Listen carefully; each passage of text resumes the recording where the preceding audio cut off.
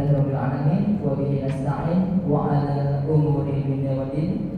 Assalatu wassalamu ala asrofil anbiya'i wal mursalin sayyidina Muhammadin wa 'ala alihi wa sahbihi ajma'in.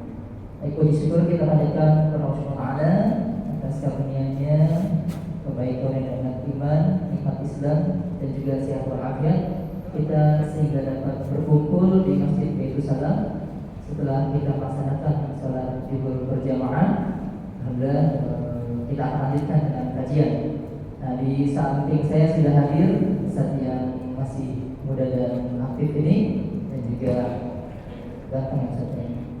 Nah, ada pepatah namanya tak kenal maka betul ya, tak kenal maka tahu. Jadi kita akan perkenalkan dulu nih sosok dai muda kita. Nama Ustaznya itu Ustaz Suparman Fajar MAG. Beliau kelahiran tahun 12 April 1981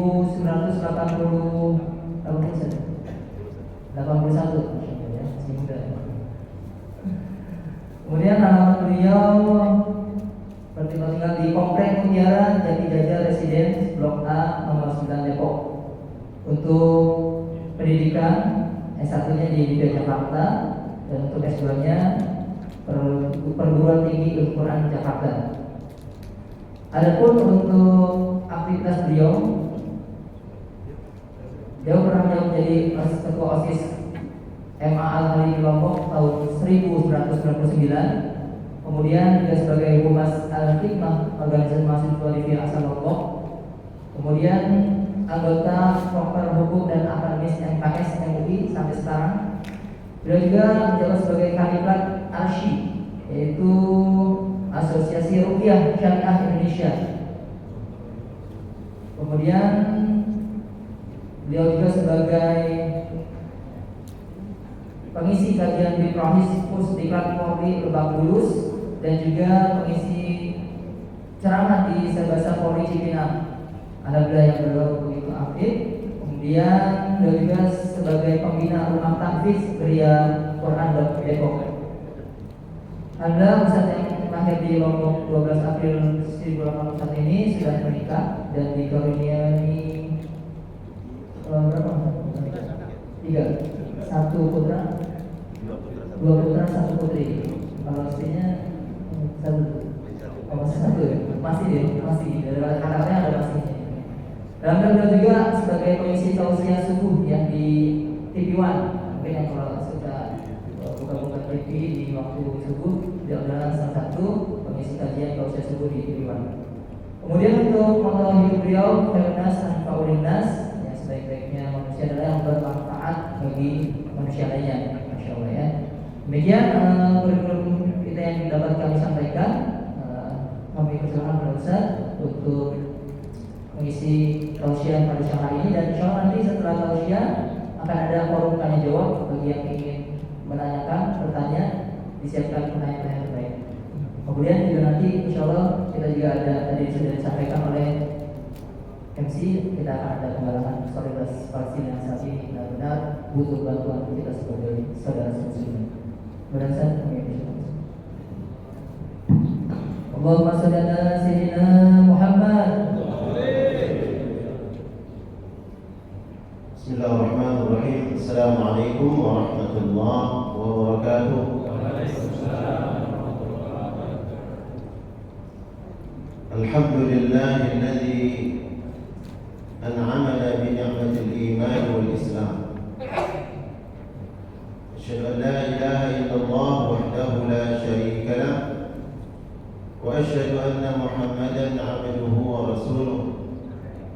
Ballagha ar-risalah وأدى الأمانة ونصح الأمة وجاهد في الله حق جهاده وتركنا على محجة البيضاء ليلها كنهارها لا يزيغ عنها إلا هالك. اللهم صل وسلم وبارك وكرم على هذا النبي الكريم نبينا ورسولنا وشفيعنا مولانا محمد وعلى آله وأصحابه ومن سار على نهجه واستنى بسنته إلى يوم الدين. وبعد، قال وتعالى في محكم تنزيله قالوا سبحانك لا علم لنا إلا ما علمتنا إنك أنت العليم الحكيم.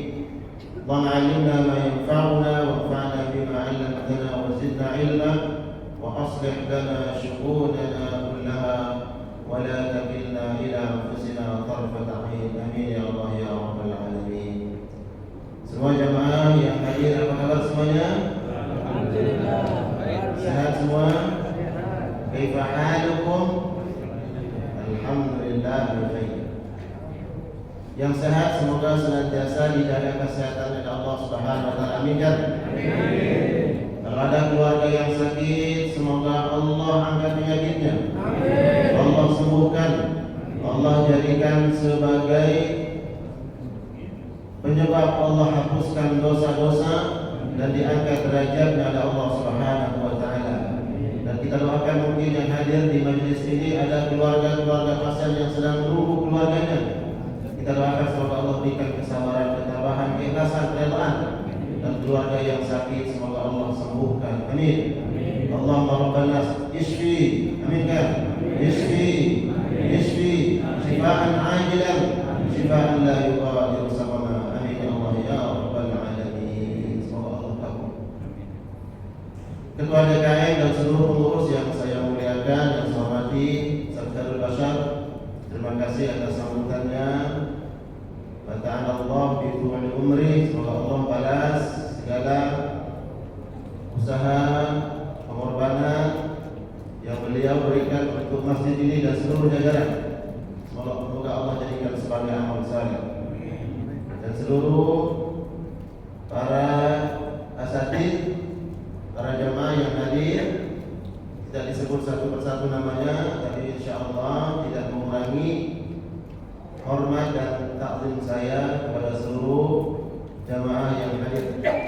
Kita bersyukur kepada Allah Subhanahu wa taala atas izin dan karunia Allah Subhanahu wa taala kita bisa hadir di tempat yang Allah muliakan ini dan di majelis yang Allah muliakan insyaallah. Dan seluruh yang hadir satu persatu namanya diabsen, disebut oleh Allah Subhanahu wa taala di hadapan malaikat-malaikat Allah.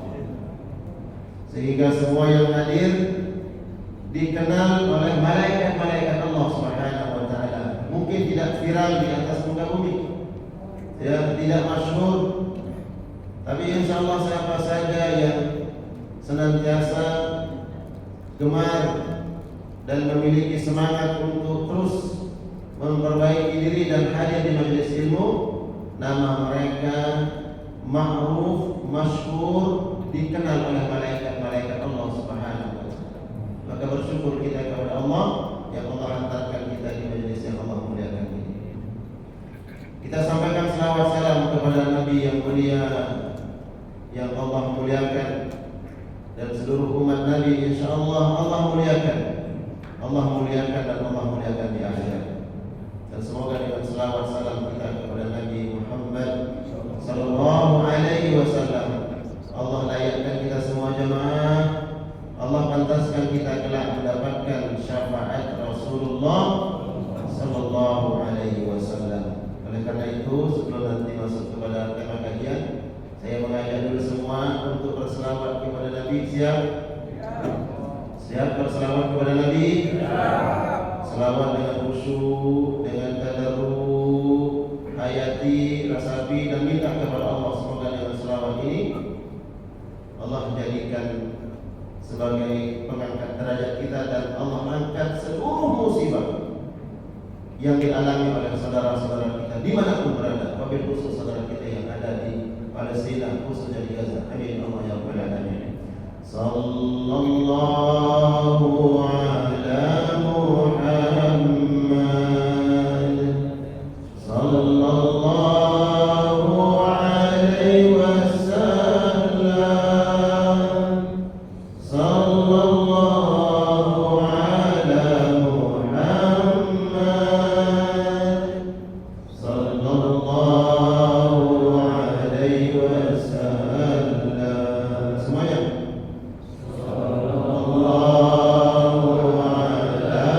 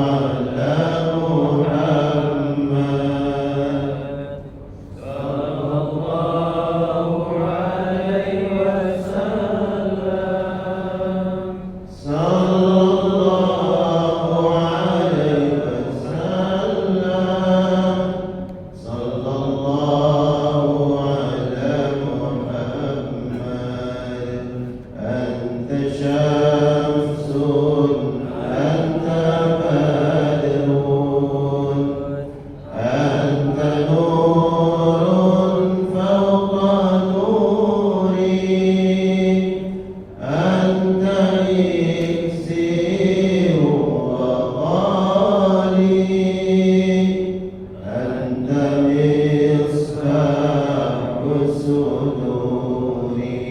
Semuanya. Sallallahu ala Muhammad. Sallallahu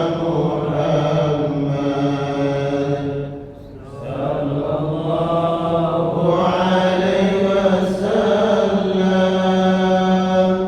Sallallahu ala Muhammad.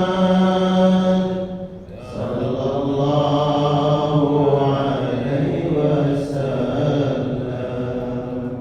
Semoga semuanya yang berselawat kelak mendapat syafaat dari Nabi Muhammad sallallahu alaihi wasallam dan dapat menatap wajah Nabi, dapat menatap wajah Nabi Muhammad sallallahu alaihi wasallam. Amin Allah ya rabbal alamin. Jemaah sekalian Allah muliakan, kita sebagai umat Nabi Muhammad sallallahu alaihi wasallam layak dan pantas untuk bersyukur kepada Allah. Syukur atas apa? Kita adalah umat terakhir dari seluruh umat-umat yang Allah takdirkan di atas muka bumi. Namun umat ini adalah umat terbaik di sisi Allah Subhanahu wa ta'ala. Diutus seorang nabi terakhir, khatamul anbiya wal mursalin, penutup para nabi dan para rasul, yaitu Nabi kita Nabi Muhammad sallallahu alaihi wasallam. Beliau yang terakhir diutus oleh Allah, namun beliaulah adalah nabi terbaik, teristimewa, termulia dari seluruh para nabi-nabi yang Allah utus kepada bangsa manusia. Wajib kita bersyukur kepada Allah Subhanahu wa ta'ala. Kita umat terakhir, tapi nanti di akhirat Allah harapkan umat-umat terdahulu masuk ke dalam surga sebelum jamaah semua umat Nabi Muhammad terlebih dahulu masuk surga. Amin. Dan nabi-nabi tidak diperkenankan, tidak diizinkan oleh Allah Subhanahu wa ta'ala masuk ke dalam surga sebelum Nabi kita Nabi Muhammad sallallahu alaihi wasallam masuk surga terlebih dahulu. Layak dan pantas kita bersyukur kepada Allah Subhanahu wa ta'ala. Di dalam Al-Quran surat At-Taubah ayat 129, Allah Subhanahu wa ta'ala menggambarkan sifat daripada Nabi kita yang mulia sallallahu alaihi wasallam. Allah berfirman, laqad ja'akum rasulun min anfusikum azizun 'alaihi ma 'anittum harisun 'alaikum bil mu'minina raufur rahim. Kata Ibnu Abbas radhiyallahu ta'ala anhu ketika membaca ayat ini, maka layak dan pantaslah kita sebagai umat beliau bersyukur kepada Allah yang diutus seorang nabi mulia yang Allah sebutkan sifatnya di dalam Al-Quran ini. Laqad ja'akum rasulun, telah diutus kepada kalian seorang utusan, seorang nabi, min anfusikum, dari jenis kalian, dari jenis bangsa manusia. Para nabi, para rasul bukan dari bangsa jin. Bahkan seluruh bangsa jin menjadikan Nabi Muhammad SAW sebagai nabi dan rasul mereka. Diutus kepada kalian seorang rasul dari diri kalian, azizun 'alaihi ma 'anittum. Beliau Muhammad SAW merasa berat atas segala permasalahan hidup kalian. Apa yang berat bagi kalian berat dipikirkan oleh Nabi Muhammad SAW. Apa yang dirasakan oleh umatnya di dunia dan apa nanti yang dirasakan, yang akan dihadapi oleh umat beliau di akhirat, itu menjadi suatu perkara yang terus pikirkan, sehingga berat semua itu beliau pikul. Kesusahan, penderitaan, keadaan umatnya, itu yang selalu beliau pikirkan. Bagaimana umatnya agar bahagia, bagaimana umatnya agar selamat di dunia, selamat di akhirat. Azizun alaihi ma anittum, harisun alaikum. Dia sangat ingin seluruh kebaikan-kebaikan kalian dapatkan, baik kebaikan di dunia, terlebih kebaikan di akhirat. Itu yang dipikirkan oleh Nabi Muhammad SAW. Beliau tidak hanya memikirkan keluarganya,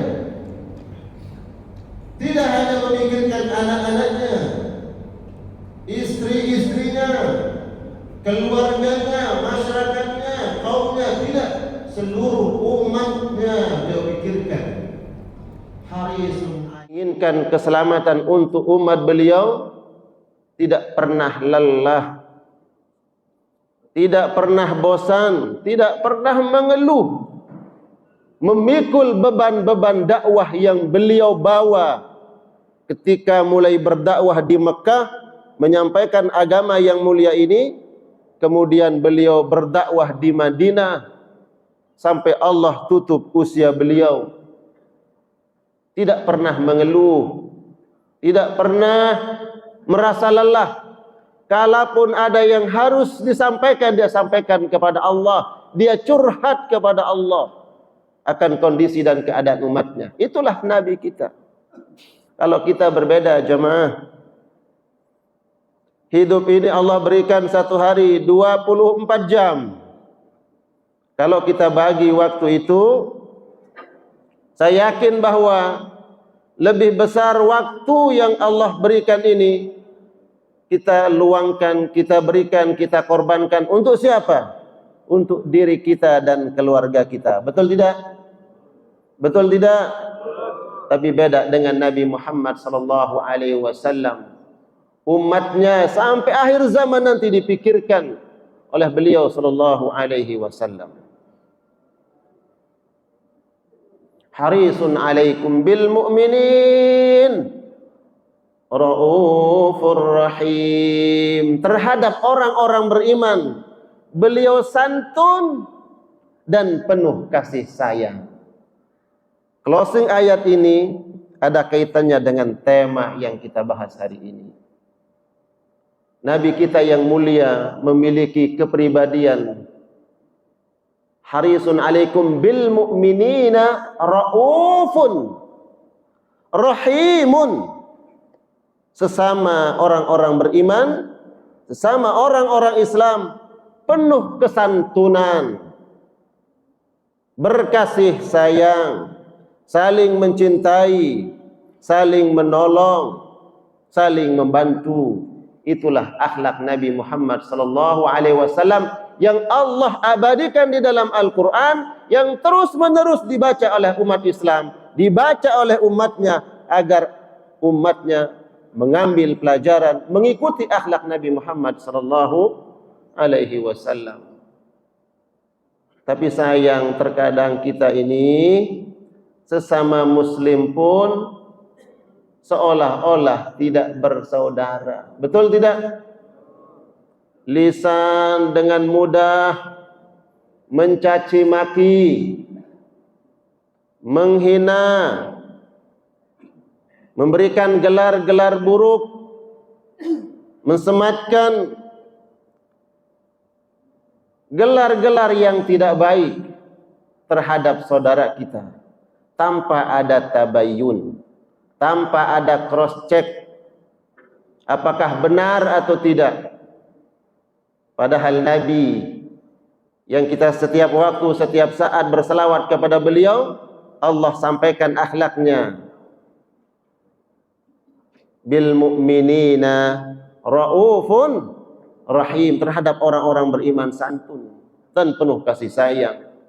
Coba baca sejarah bagaimana Nabi SAW sangat cinta, sangat sayang terhadap umat beliau sallallahu alaihi wasallam. Beliau sayang, beliau cinta terhadap sahabat-sahabatnya. Beliau sayang, beliau cinta terhadap keluarganya, orang-orang yang dekat dengan beliau. Bagaimana akhlak Nabi Muhammad sallallahu alaihi wasallam. Itu kemudian kalau kita buka hadis-hadis tentang perintah Nabi untuk kita berkasih sayang, saling mencintai karena Allah, saling menyayangi karena Allah, saling membantu semata-mata karena Allah. Kita banyak temukan hadis-hadis Nabi sallallahu alaihi wasallam yang memerintahkan kita untuk itu. Nabi sallallahu alaihi wasallam bersabda, "Irhamu man fil ard, yarhamukum man fis sama." Ada yang hafal hadisnya? Jemaah, ada yang hafal? Irhamu man fil ard, yarhamukum man fis sama. Ini potongan hadis yang diriwayatkan oleh Abdullah bin Amr bin As. Nabi berpesan, kalau kita menginginkan rahmat Allah Subhanahu wa taala, pertolongan Allah Subhanahu wa taala, maka penuhi jamaah, penuhi hati ini dengan nilai-nilai rahmat, kasih sayang, maka Allah akan berikan rahmatnya. Itu kunci. Sayangi, kasihi, pandang saudaramu siapapun dia dengan pandangan rahmat, kasih sayang, maka Allah akan memandangmu dengan kasih sayang dan pandangan rahmat. Irhamu man fil ard, yarhamukum man fis sama. Sayangi seluruh penduduk bumi, maka penduduk langit akan menyayangimu dan akan merahmatimu. Dijelaskan oleh para ulama. Siapa ahlus sama? Yang pertama disebutkan syarah daripada hadis ini adalah ahlus sama, yang dimaksud adalah Allah Subhanahu wa taala. Barang siapa yang merahmati penduduk bumi, maka Allah akan merahmati dia. Nah, ini sahabat, jamaah sekalian yang Allah muliakan. Sangat relevan ini kalau saya sampaikan kepada semua yang hadir di majelis ini. Kalau seandainya di antara saudara-saudara kita yang di sini yang berbaring dalam keadaan sakit, maka tatap mereka, saudara-saudara kita itu, dengan tatapan rahmat, dengan kasih sayang. Katakan dalam hati, terima kasih ya Allah, Engkau berikan aku sehat walafiat. Terima kasih ya Allah, Engkau masih berikan aku beraktivitas setiap hari. Di depanku ini ada saudaraku yang sedang berbaring kesakitan ya Allah. Maka tatap mereka semua ini dengan tatapan rahmat, kasih sayang. Maka Allah berjanji lewat nabinya, yarhamukum man fis sama. Maka Allah akan merahmati kalian. Ahlus sama, penduduk langit akan merahmati. Maka insya Allah, Allah jaga kesehatannya. Amin. Allah hindarkan penyakit. Amin. Karena membantu mereka-mereka yang sedang sakit dengan penuh kasih sayang, dengan penuh rahmat, dengan penuh sukarela, dengan penuh rasa cinta. Bagaimana Allah akan berikan rahmat? Dijelaskan oleh para ulama mengenai hadis ini. Pertama, Allah akan berikan ampunan. Yarhamukum man fis sama. Allah akan berikan rahmat untuk kalian. Pertama, Allah akan berikan ampunan. Jamaah sekalian, yakin enggak ibadah salat ini menghapus dosa-dosa? Yakin? Kalau yakin, alhamdulillah. Tapi belum tentu. Baru Allahu Akbar, bukannya khusyuk. Mulai itu setan menggoda, kebayang segala macam. Bahkan kunci mobil, kunci motor yang astagfirullah ketinggalan di tempat parkiran. Baru keingetan ketika salat. Salat kita belum tentu jamaah menghapus dosa-dosa kita, belum tentu. Walaupun kita berharap salat kita menjadi penyebab Allah lebur, Allah hapus dosa-dosa kita, tapi belum tentu. Sedekah kita belum tentu. Mungkin di situ terselip ada riya, ada ujub, ada sum'ah. Begitu juga ibadah-ibadah yang lain. Tapi ada sebuah rutinitas yang mungkin setiap hari. Karena ini sudah setiap hari dilakukan sehingga dipandang suatu hal yang biasa. Sehingga dipandang ini bukan suatu ibadah. Apa itu? Melayani. Apa itu? Membantu. Apa itu? Menolong. Siapa? Saudara-saudara kita yang sedang sakit. Itu ibadah. Ketika seseorang baik, mohon maaf, baik dokter ataupun perawat atau siapa saja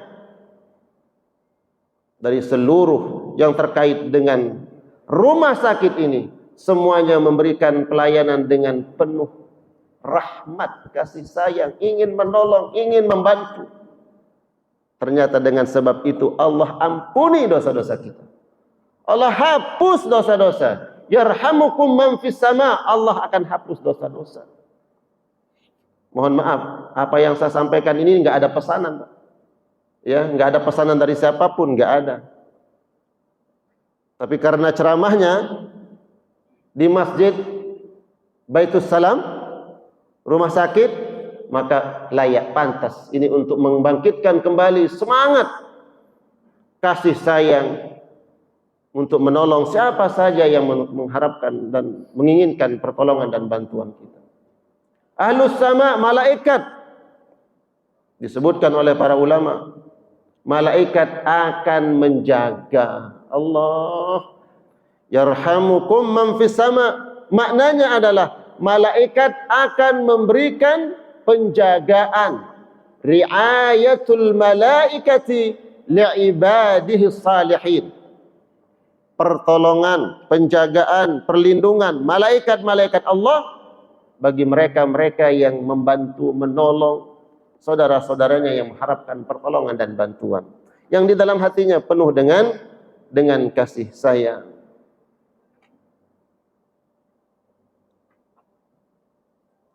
Dan tadi disampaikan moto hidup saya adalah khairun nasi anfa'uhum linnas.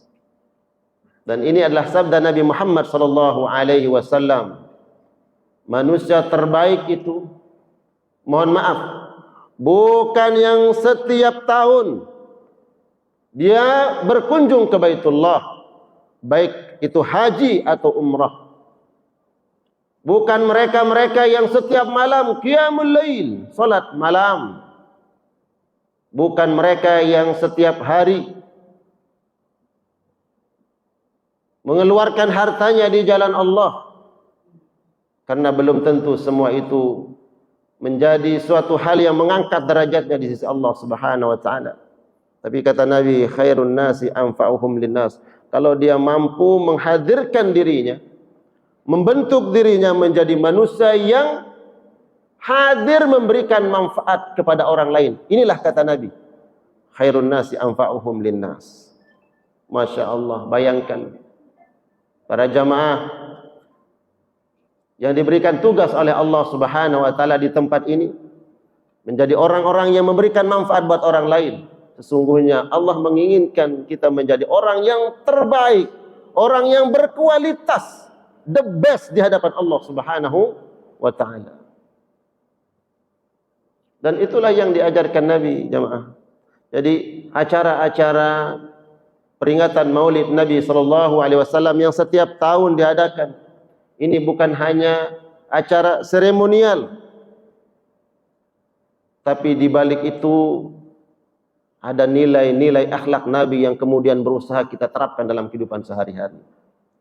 Nabi azizun alaihi ma anittum harisun alaikum bil mu'minina raufur rahim. Nabi penuh kasih sayang terhadap umatnya. Dan kita ikuti akhlak-akhlak Nabi Muhammad sallallahu alaihi wasallam. Anas menceritakan, kalau kita ingin melihat bagaimana akhlak Nabi, Anas bin Malik radhiyallahu taala anhu, beliau adalah orang yang paling lama dengan Nabi Muhammad SAW. Apa sebab? Anas ini usianya kira-kira 8 atau 9 tahun. Beliau sudah hidup bersama Nabi Muhammad SAW.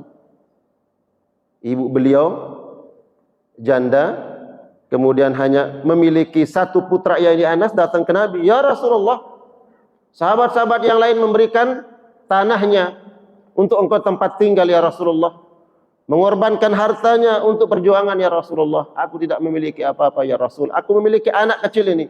Aku serahkan kepadamu ya Rasulullah agar dia memberikan pelayanan untukmu. Sampai Nabi meninggal dunia, Anas bersama Nabi Muhammad SAW. Anas cerita bagaimana akhlak Nabi Muhammad SAW. Selama aku berkhidmah melayani Nabi Muhammad SAW, Nabi tidak pernah berkata kasar kepadaku. Ya Allah, begitulah akhlak Nabi SAW. Harisun alaikum bil mu'minina raufur rahim. Itu akhlak Nabi Muhammad SAW, yang mana Nabi diutus oleh Allah untuk menyempurnakan akhlak yang mulia. Ini coba kemudian setiap peringatan Maulid itu berusaha kita membangkitkan kembali semangat kita untuk meneladani akhlak baginda Nabi Muhammad SAW, dan kita ajarkan anak-anak kita bagaimana akhlak Nabi Muhammad SAW. Setiap orang tua peduli terhadap anak-anaknya.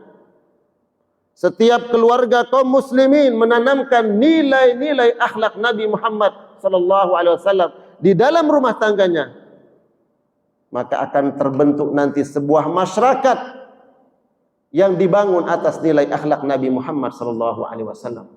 Kemudian masyarakat ini, setiap masyarakat peduli dengan masyarakatnya, dengan lingkungannya, menanamkan nilai-nilai akhlak Nabi Muhammad SAW, akan terbentuk sebuah komunitas besar yang mana dibangun di atas nilai-nilai akhlak Nabi Muhammad SAW. Rasul yang mulia.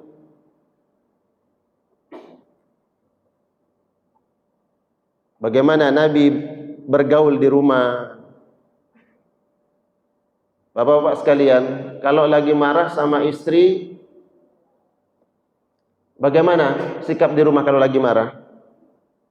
Adakah piring yang terbang? Ada piring yang pecah? Garpu yang melayang? Na'udzubillah. Aisyah radhiyallahu taala anha, ketika Nabi SAW sudah meninggal dunia, datang sahabat Umar bertanya, "Ya Ummul Mukminin, bagaimana akhlak Nabi Muhammad SAW?" Ketika Aisyah mendengar pertanyaan itu, lisan beliau keluh, tidak mampu menjawab, dan beliau menangis, terseduh-seduh. Kemudian Umar bertanya, bagaimana akhlak Nabi ya Ummul Mukminin? Kata Aisyah radhiyallahu taala anha, kana khuluquhul Quran. Adalah akhlak Nabi Muhammad SAW laksana Al-Quran yang berjalan di atas muka bumi. Akhlak Nabi. Contohnya bagaimana? Real diceritakan oleh sahabat Anas agar kita mampu mengambil pelajaran. Pernah terjadilah sebuah perbedaan pandangan di antara Nabi Muhammad SAW dengan istri beliau Aisyah. Kemudian Rasul mengatakan kepada istrinya, "Ya Aisyah, kita belum menemukan titik temu. Kita belum menemukan solusi. Kalau begitu kita panggil saja ayahmu." Dipanggil siapa? Ayah Aisyah. Siapa? Siapa mertua Nabi Muhammad SAW dari Aisyah? Abu Bakar As-Siddiq. Dipanggillah Abu Bakar. Untuk apa? Jadi juru damai. Lihat ini, bayangkan, ini rumah tangga Nabi. Adakah ujian cobaan dalam bahtera rumah tangga Nabi? Ada. Yuk, harus kenapa ada? Agar nanti menjadi sebuah kabar, menjadi sebuah cerita, diceritakan kepada umatnya, kalau kalian mendapatkan prahara dalam rumah tangga kalian, lihat bagaimana Nabi kalian mengambil solusi, mencari jalan keluar. datanglah Abu Bakar As-Siddiq radhiyallahu taala anhu ingin menengahi antara Nabi SAW dengan istri beliau Aisyah. Kemudian Nabi bertanya kepada Aisyah, ayahmu sudah tiba? Ayahmu sudah datang? Siapa di antara kalian yang lebih dahulu bicara? Menyampaikan kepada ayahmu. Apakah engkau yang mau bicara duluan? Silahkan ngadu, silahkan sampaikan, atau kau izinkan saya terlebih dahulu bicara kepada ayahmu. Apa kata Aisyah? Ya Rasulullah, silahkan Anda bicara terlebih dahulu. Sampaikan.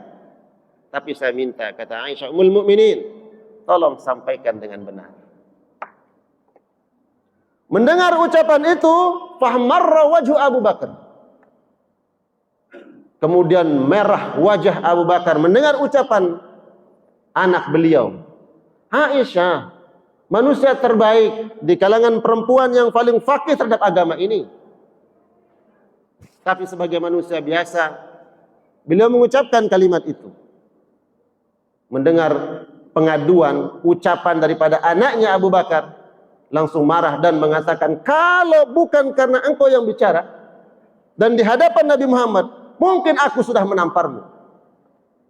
Ini ucapan Abu Bakar. Mendengar ucapan itu, apa respon Nabi Muhammad SAW? Nabi mengatakan, wahai Abu Bakar, aku minta hadir engkau di tempat ini, datang ke rumahku, bukan untuk memarahi istriku. Aku minta engkau datang ke rumah ini sebagai juru penengah di antara kami, bukan untuk memarahi istriku. Dia bela istrinya. Rasul sallallahu alaihi wasallam melihat pembelaan itu, kemudian menangis Ummul Mukminin Aisyah. Nabi tahu bagaimana cara harus untuk menenangkan hati istri beliau. Kemudian menangis Ummul Mukminin Aisyah dan memeluk Rasulullah sallallahu alaihi wasallam dan meminta maaf, dan dia persilahkan ayahnya untuk pulang. Pulanglah wahai ayahku, aku yang bersalah. Itulah Rasulullah sallallahu alaihi wasallam dalam rumah tangga. Nabi sallallahu alaihi wasallam mengingatkan kita, "Matsalul mu'minin fi tawadihim wa tarahumihim wa ta'atufihim matsalul jasad idza ishtaka minhu adwun tada'a lahu sa'irul jasadi bis-sahari wal humma." Perumpamaan orang-orang beriman satu sama lainnya matsalul jasad. Seperti apa jamaah? Satu tubuh. Perumpamaan orang mukmin dengan mukmin yang lainnya seperti satu tubuh. Matsalul jasad idza ishtaka minhu udwun, kalau satu tubuh ini merasakan sakit, maka seluruh anggota tubuh pun merasakan sakit. Dan tidak bisa tidur di malam hari dan merasakan demam. Ini perumpamaan Nabi Muhammad SAW terhadap orang-orang beriman. Jadi enggak tega, Pak. Enggak tega kita sendiri ini mau mengambil pisau kemudian melukai anggota tubuh kita sendiri. Ada yang tega? Ada yang berani? Tanpa alasan, tanpa sebab. Dia ambil pisau kemudian dia lukai dirinya sendiri. Enggak mungkin. Karena ketika dia melukai dirinya sendiri, mengalir darah, terluka, maka terasa sakit. Maka merasakan sakit. Begitulah perumpamaan orang-orang beriman, jemaah sekalian Allah muliakan. Kalau hari ini kita mendengar berita saudara-saudara kita di Palestina, wabil khusus di Gaza, hari ini saja berapa saudara kita yang meninggal dunia? Sampai hari ini ada yang mengakses mengupdate berita terbaru, hampir 2000 saudara kita kaum muslimin yang meninggal dunia. Bukan ratusan jamaah, ribuan meninggal dunia dan keadaan mereka di sana terblokade, susah air minum, kebutuhan sehari-hari, bahkan listrik yang mereka sangat butuhkan tidak mereka mampu akses. Maka pantas kemudian kita merasakan penderitaan, kesedihan yang dialami oleh saudara-saudara kita di sana. Apakah cukup dengan doa? Cukup dengan doa? Tidak cukup dengan doa. Tapi minimal kita doakan saudara-saudara kita. Kalau kita tidak mampu mendoakan, karena mungkin ada penyakit hati di sini, tahan lisan. Jangan sampai mengucapkan kalimat-kalimat yang menyakitkan hati-hati saudara kita di sana. Jangan sampai membuat statement, ya, buat status di media sosial yang dibaca oleh saudara-saudara kita yang berjuang, berusaha menolong saudara-saudara kita di sana, kemudian melemahkan semangat saudara-saudara kita. Apalagi kemudian ucapan itu terdengar oleh saudara-saudara kita di sana, melukai perasaan mereka. Maka orang-orang beriman enggak tega, ingin menyakiti saudara-saudaranya. Masalul jasad, seperti satu tubuh. Maka disinilah kemudian hati harus dipenuhi dengan rahmat, kasih sayang. Minimal doakan, ya. Kemudian hari ini di kajian ini nanti ada penggalangan dana, betul? Penggalangan dana. Silahkan bantu saudara-saudara kita sesuai dengan kemampuan kita. Bisa jadi dengan harta yang kita keluarkan itu yang kelak menyelamatkan kita dari azab Allah Subhanahu wa taala, memasukkan kita ke dalam surga Allah Subhanahu wa taala. Ingat ceritanya. Bukankah Nabi menceritakan ada seorang perempuan, imra'atun mumisah, perempuan, mohon maaf, penzina, menjual harga dirinya. Itu menjadi pekerjaan perempuan ini. Tapi suatu hari dia pulang, di perjalanan dia melihat seekor anjing. Kalbun yalhaf. Dia melihat seekor anjing yang sedang kehausan, menjulurkan lidahnya sedang kehausan. Kemudian muncul rasa kasih sayang, kasihan. Kemudian dia mengambil air, diberikan minum kepada anjing itu. Maka Allah ampuni dosanya, Allah rahmati, Allah janjikan perempuan ini kelak masuk ke dalam surga. Gara-gara apa? Rahmat, kasih sayang. Hanya air yang diberikan pada seekor binatang. Mohon maaf, binatang najis dalam pandangan agama Islam. Tapi bukan binatang itu yang dilihat oleh Allah. Yang dilihat adalah apa yang ada di dalam kalbunya, yang di dalam hatinya. Rasa rahmat, kasih sayang. Allah masukkan ke dalam surga. Sebaliknya, orang-orang yang hatinya kering dari rahmat Allah, mencintai saudaranya karena Allah, menyayangi saudaranya karena Allah, enggan membantu, enggan menolong. Ingat, Nabi ceritakan bahwa ada perempuan yang masuk neraka gara-gara apa? Gara-gara kucing. Uzibat imra'atun fi hirratin. Ada perempuan disiksa oleh Allah Subhanahu wa taala disebabkan karena kucing. Sajanatha hatta matat. Dia kurung itu kucing. Tidak dia berikan makan hatta matat sehingga binasa, mati itu kucing. Dia tidak lepas, dia tidak tinggalkan makanan, masuk neraka. Apa sebab? Karena hatinya kering dari rahmat Allah Subhanahu wa taala. Bayangkan, ada orang yang masuk surga karena binatang, ada orang yang masuk neraka karena binatang. Apa sebab? Hatinya yang dilihat oleh Allah Subhanahu wa taala.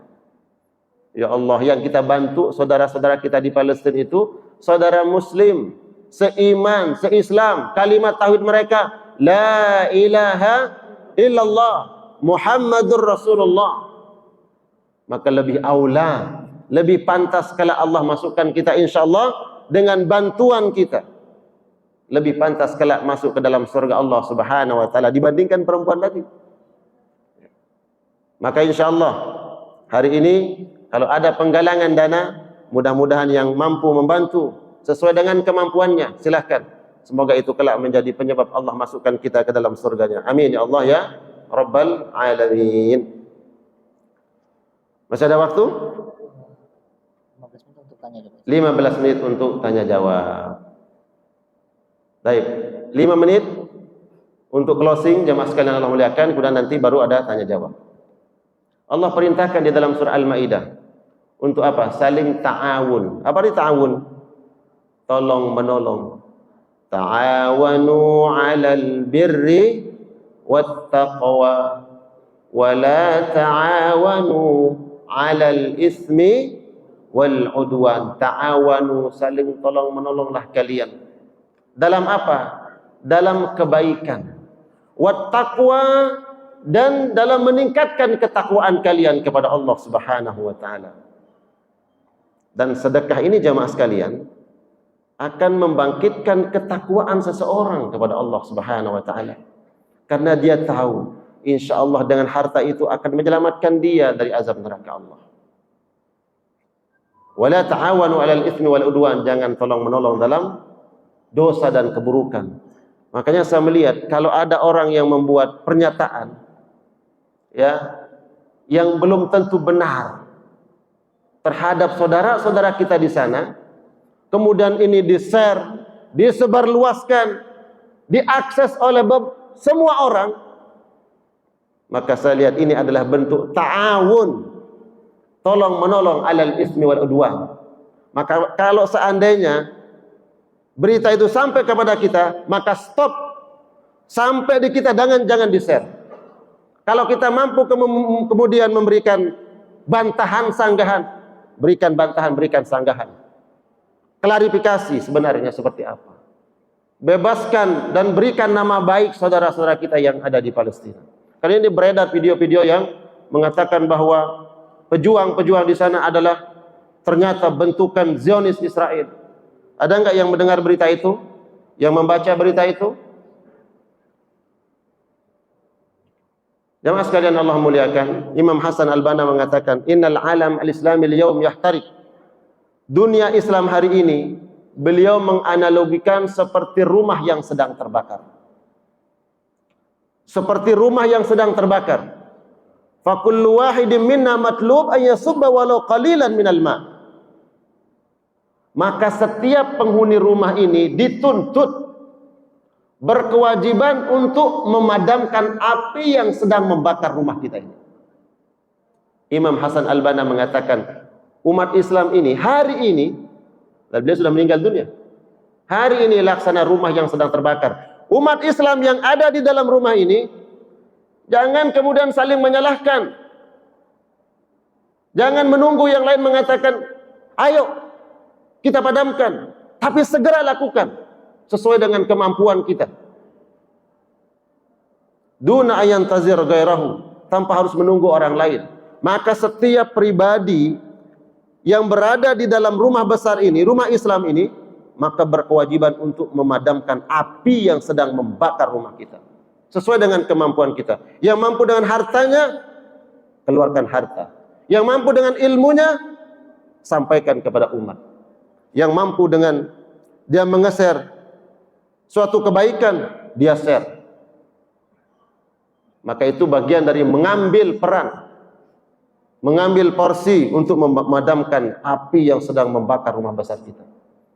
Nah, momentum Maulid ini jamaah sekalian yang Allah muliakan, kita jadikan sebagai momentum untuk memperkuat ukhuwah Islamiyah kita, persaudaraan kita. Kita diikat dengan saudara-saudara kita di sana dengan ikatan tauhid. Kalimat la ilaha illallah Muhammadur Rasulullah insyaallah taala. Amin. Ya Allah ya Rabbal alamin. Silakan Ustaz Rahmat. Jazakallahu khairan.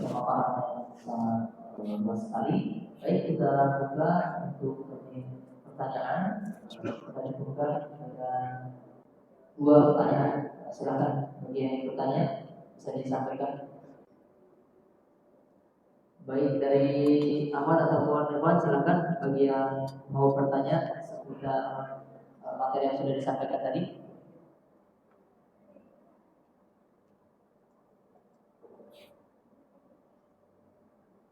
Apakah ada? Gimana Ustaz? Tadi saya dengar sekali bahwa Rasulullah itu paling baik sama keluarganya gitu ya, nggak pernah marah-marah. Tapi kalau kita tuh laki-laki tuh seringnya egois sekali, sering banget emosi dengan hal-hal yang kecil, apalagi yang hal besar. Ini gimana supaya mengatasi kita tuh nggak emosian sama istri ya, terutama istri. Kalau di rumah tuh paling lemah kan di istri, kalau di luar mungkin tak berani, tapi di rumah itu paling lemah istri, suka marah-marah. Gimana supaya kita tuh nggak gampang marah sama istri? Masya Allah, ini curhatan beliau sebenarnya mewakili jamaah yang hadir. Ya, jamaah yang hadir mungkin mengalami hal tersebut tapi malu. Mungkin begitu Ustaz ya.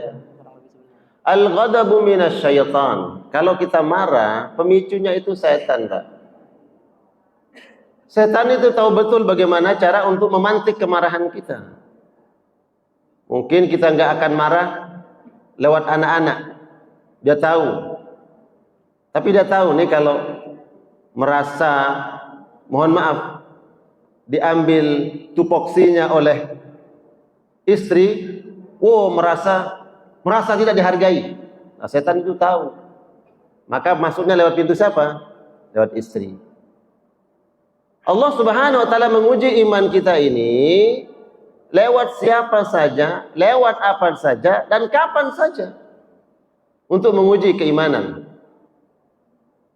Maka lewat istri kita diuji keimanan kita oleh Allah Subhanahu wa ta'ala. Kalau seandainya iman ini diuji lewat tadi disebutkanlah istri, maka yakini kalau kita marah kemudian tidak menjaga lisan, sumpah serapah dan seterusnya, maka pasti setelah itu bukan kebahagiaan, bukan kesenangan, tapi penyesalan. Itu pasti. Makanya kemudian Al-Quran yadbidu hayatana, ya, menata hidup kita ini untuk menjaga lisan. Salamul mar'i fi hifzil lisan. Keselamatan seseorang itu terletak bagaimana dia mampu memanage dan menjaga lisannya.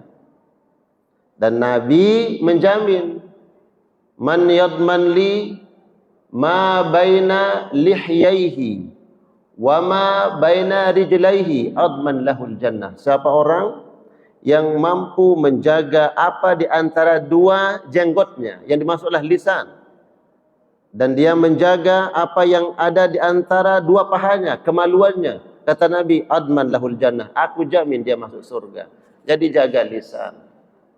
Nabi menyampaikan, la taghdab falakal jannah, jangan kau marah, balasannya surga. Kalau semuanya nanti kita lampiaskan lewat kata-kata, sikap, perbuatan, setelah itu apa yang terjadi? Penyesalan. Ya, maka lihatlah orang beriman itu dia letakkan hatinya di belakang lisannya. Jadi hati itu yang menyaring lisan, bukan setelah berucap baru kemudian hatinya menyaring, tidak. Tapi hatinya, akalnya menyaring ucapannya. Kalau baik maka dia ucapkan, kalau tidak dia tinggalkan. Ya, dan lihat bagaimana akhlak Nabi Muhammad SAW. Saya mau angkat sedikit kisah tadi kaitannya dengan itu biar enggak marah sama istri. Ya Allah, coba baca bagaimana Nabi berumah tangga. Pernah suatu hari, memang ini kisah, saya dapat kisahnya dari Syekh Abul Usrah dari Mesir. Dia mengangkat cerita tentang Ghirah istri beliau Aisyah. Karena yang paling muda istri beliau itu Aisyah. Dan beliau subhanallah sangat sabar Nabi Muhammad SAW dalam bermuamalah dengan Ummul Mukminin Aisyah. Tapi hikmahnya apa? Ternyata Nabi katakan bahwa tidak ada perempuan yang paling cerdas memahami hukum Islam ini dari kalangan perempuan kecuali Aisyah. Karena setelah Nabi meninggal nanti, semua rujukan tentang Al-Quran, tentang fikih, para sahabiat itu rujukannya adalah Ummul Mukminin Aisyah. Tapi coba lihat, sebagai manusia biasa, Ummul Mukminin Aisyah ini pernah suatu hari Nabi dibawakan makanan. Kemudian Aisyah bertanya, makannya dari siapa? Ternyata makanan dari salah satu istri Nabi Muhammad SAW. Ya, spontanitas Ummul Mukminin Aisyah ini karena beliau agak memang cemburuan, ya, bukan suatu aib, cemburuan, kemudian dia apa? Digeserlah makanan itu sampai sebagiannya tumpah makanan itu. Kemudian Nabi mengatakan, istriku sedang cemburu, diambil makanan itu, diambil dengan sendirinya, ya, akan dibalikan ke nampan yang sudah disediakan. Begitulah akhlak Nabi Muhammad SAW. Apakah beliau marah? Tidak. Apakah menghardik Aisyah? Tidak. Itulah akhlak Nabi Muhammad SAW. Jadi kalau antum alami itu, ya, harus sabar. Jamaah juga mengikuti, kita semua mengikuti akhlak Nabi Muhammad SAW. Baik, silakan ada. Baik, ada yang ingin melanjutkan? Seputar keluarga boleh juga. Ya, satu dia apa tuh?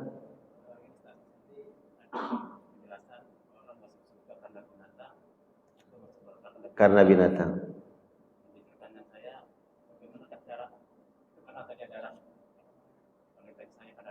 Ada rahmat Allah. Ya. Jemaah sekalian Allah muliakan, tidak ada amalan kecil di hadapan Allah. Hanya saja kita yang memandang amalan itu kecil, sepele dan remeh. Kalau di hadapan Allah, enggak ada amalan kecil. Buktinya, saya sebutkan tadi, hadis Nabi SAW, hanya memberikan minum seekor anjing, Allah masukkan ke dalam surga, Allah ampuni dosanya. Itu kan dalam pandangan kita amalan biasa, amalan kecil, cuma ngasih minum. Tapi di hadapan Allah tidak ada amalan kecil. Itu kemudian Nabi mengajarkan, la tahtaqiranna minal ma'rufi syai'an. Jangan kau sepelekan amal-amalan kebaikan itu walaupun kecil. Karena bisa saja yang kecil itu kita lakukan dengan penuh keikhlasan, tanpa ada riya, tanpa ada ujub, maka Allah merahmati kita.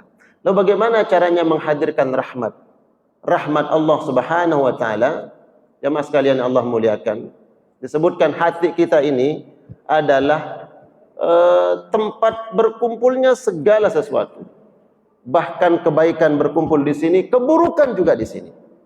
Maka bagaimana caranya agar kemudian rahmat itu yang memenuhi hati kita? Bukan syakawah, bukan kebencian, kedengkian, hasad yang memenuhi hati. Maka yang harus kita jaga adalah hati. Pahami hati kita ini. Ada kitab berjudul Tazkiyatun Nufus. Fahami hati kita. Kalau rasa sensitivitas kita terhadap kebaikan itu kurang, yakini, ini kayaknya ada masalah di dalam hati saya. Kalau seseorang terhadap maksiat kok sangat tertarik, berarti ada masalah di hati. Maka pahami hati kita. Ya. Kalau hati ini sudah bersih, maka insya Allah hati akan dipenuhi dengan rahmat Allah Subhanahu wa taala. Lalu pembersih hati itu apa? Itu yang harus kita pelajari. Perbanyak istighfar, minta ampun kepada Allah, bersihkan hati dengan ibadah, bersihkan hati dengan zikir dan seterusnya. Maka insya Allah hati ini akan dipenuhi dengan rahmat Allah Subhanahu wa taala. Apabila hati penuh dengan rahmat, maka mudahlah Allah akan turunkan rahmatnya untuk kita semua. Ya. Jadi bahaya kalau kita nggak paham kalau hati kita sedang sakit. Na'udzubillah kalau hati kita mati. Ada orang yang hatinya sakit tapi dia tidak paham hatinya sakit. Bahkan hatinya mati pun tidak tahu hatinya mati. Bagaimana bentuk hati yang mati? Tidak tergerak untuk melakukan kebaikan-kebaikan. Ya, kemudian gemar melakukan maksiat-maksiat larangan Allah. Ini salah satu indikasi hati itu sudah mati. Apakah bisa dihidupkan hati yang sudah mati? Bisa. Ya, hidupkan dia dengan zikrullah, mengingat Allah Subhanahu wa taala. Begitu ya. Barakallah. Barakallah, sudah 2 pertanyaan ya tadi alhamdulillah sudah dijawab semua. Mudah-mudahan momentum kajian oleh Nabi Muhammad SAW ini benar-benar kita bisa ambil hikmahnya, yaitu bagaimana agar kita senantiasa meneladani sikap Rasul, baik lemah lembut kepada saudaranya, kepada tetangganya, dan juga kepada istri ataupun anak-anak di rumah kita. Dan tentunya juga sikap empati kita untuk senantiasa berbagi bersama orang-orang sekitar kita, dan khususnya hari ini kita coba akan berbagi juga kepada saudara-saudara di Palestina yang sedang mengalami penindasan dan juga keberjamahan dari Zionis Israel. Baik, alhamdulillah, mari sama-sama kita tutup dengan doa kepada Ustaz. Doa insyaallah nanti di belakang sini kita akan tampilkan juga video bagaimana kondisi hari ini di Palestina dan di rumah zakatnya insyaallah. Ustaz Fadl untuk doa di siang hari.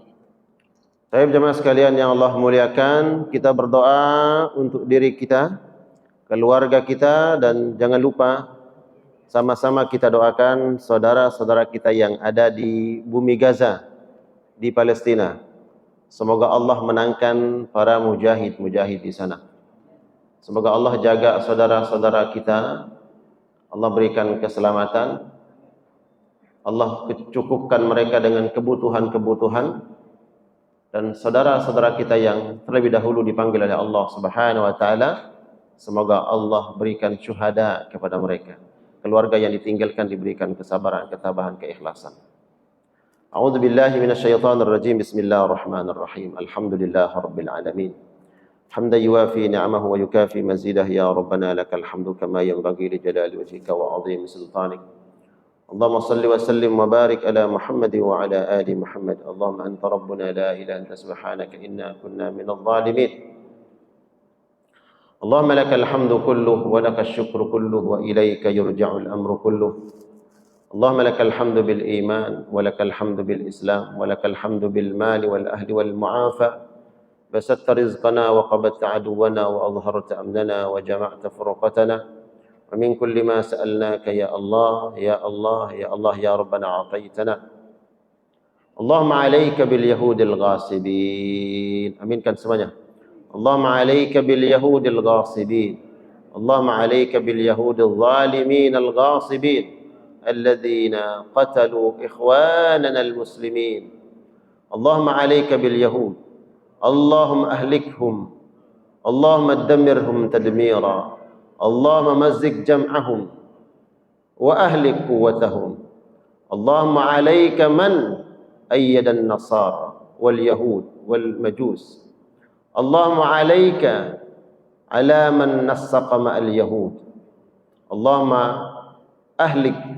من نصر اليهود ومن أيد اليهود ومن نسق مع اليهود اللهم ارحم شهداءنا وارحم موتانا من إخواننا المسلمين المستضعفين في فلسطين خصوصا في غزة اللهم عليك باليهود الغاصبين الظالمين الذين اعتدوا على إخواننا المسلمين بقوتك يا قوي يا متين اللهم هذا دعاؤنا كما أمرتنا فاستجب يا مولانا فاستجب دعوانا يا ربنا بقوتك يا قوي يا متين كما وعدتنا إنك لا تخلف الميعاد اللهم ربنا لا تزغ قلوبنا بعد إذ هديتنا وهب لنا من لدنك رحمة إنك أنت الوهاب ربنا آتنا في الدنيا حسنة وفي الآخرة حسنة وقنا عذاب النار فضلك سبحان ربك رب العزة عما يصفون سلام على المرسلين والحمد لله رب العالمين آمين الله يا رب العالمين والعفو منكم والسلام عليكم ورحمة الله وبركاته.